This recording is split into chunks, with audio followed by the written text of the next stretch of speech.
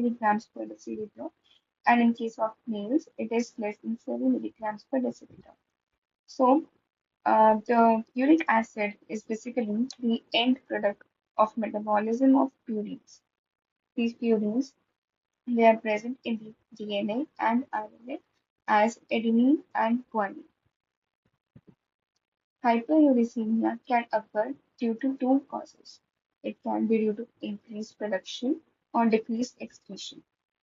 And whenever there is increased level of uric acid in the body, it will get converted into the monosodium urate crystals, which eventually get deposited in various parts of the body, and it will lead to various clinical manifestations.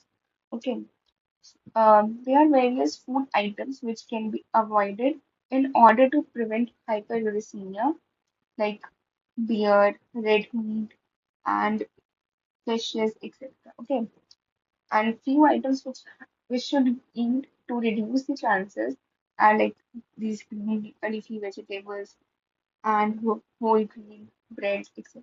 Okay, now what are the causes of increased level of uric acid? Okay, since we know that uric acid is the end product of urine metabolism, so if there is any defect in urine pathway, which can be de novo or the salvage pathway, it can lead to increased uric acid level in blood and eventually lead to hyperuricemia.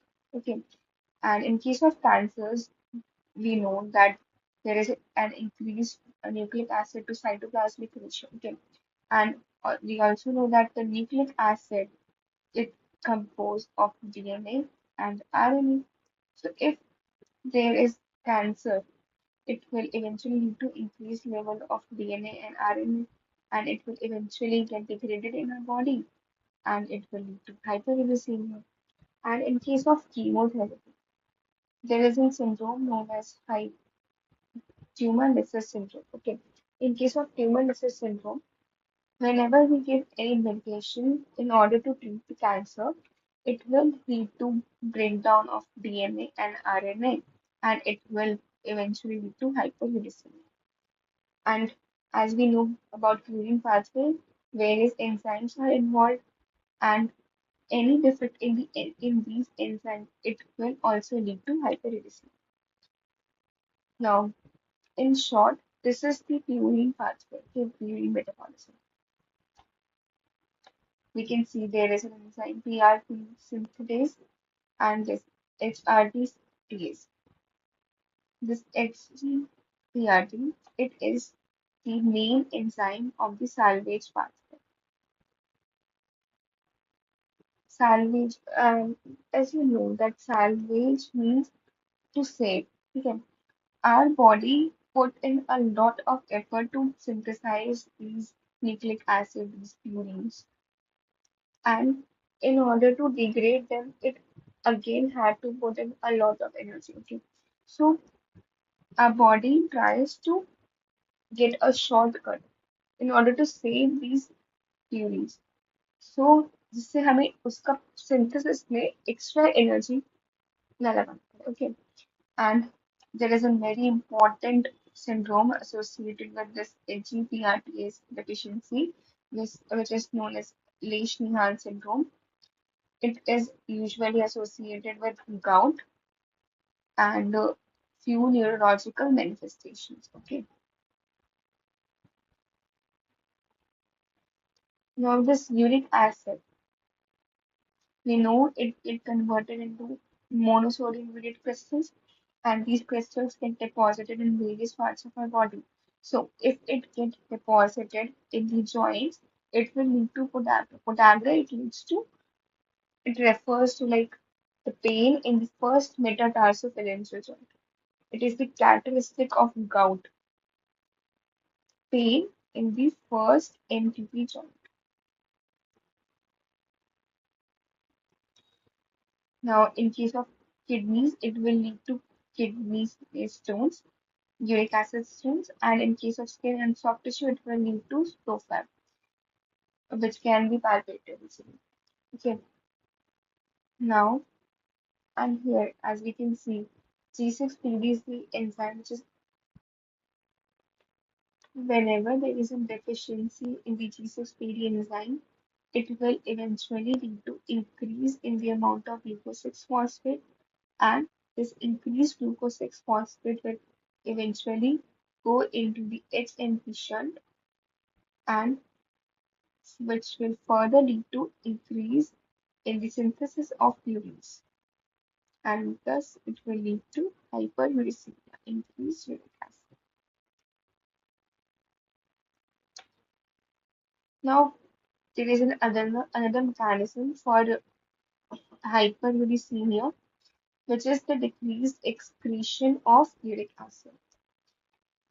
We know that kidneys help in the excretion of uric acid, and whenever there is kidney failure, it will lead to hyperuricemia, and few food items which will lead to hyperuricemia as they are rich in proteins and nitrogenous bases. These are alcohol, red meat, seafood. These also lead to hyperuricemia, and few drugs like aspirin and thiazides, they hinder the excretion, the tubular excretion of uric acid, thus leading to hyperuricemia. Now, what are the manifestations? As we know that the uric acid crystals get deposited in the joints, and these crystals are known as monosodium urate crystals. These crystals, under polarized microscopy, appear as this image. Okay, it is known as negatively birefringent needle-like crystals, and it is a characteristic of gout. Okay, now in case of X-ray, after many years, like it will occur after many years of gout. It is not an acute presentation; it is an like chronic presentation. Now, what is the management? How we can manage this condition? Okay. First of all, we have to investigate, we have to confirm our diagnosis. Okay.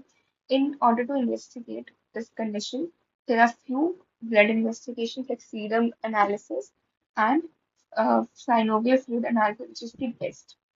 Now, in case of hyperuricemia, there is an increased level of uric acid, and it leads to inflammation in the joints. So there is an increase in inflammatory markers like CRP, ESR, etc. And under the polarized microscopy, we know these crystals appear as negatively birefringent needle-like crystals, as we can see here. And under X-ray, I have tell and told you like at later stages, it show bony erosions with overhanging margins, like this. For managing gout, there are two methods: lifestyle modification and drugs.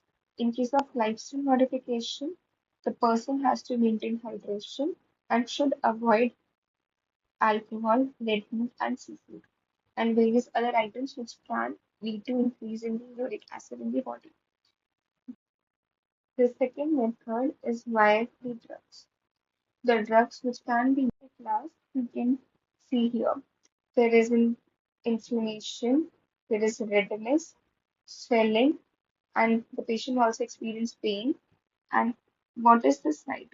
It is the first metatarsophalangeal joint, first MTP joint. Now, at last, we can summarize this topic as short mnemonic. Now, the mnemonic for gout. It is given by the word gout only.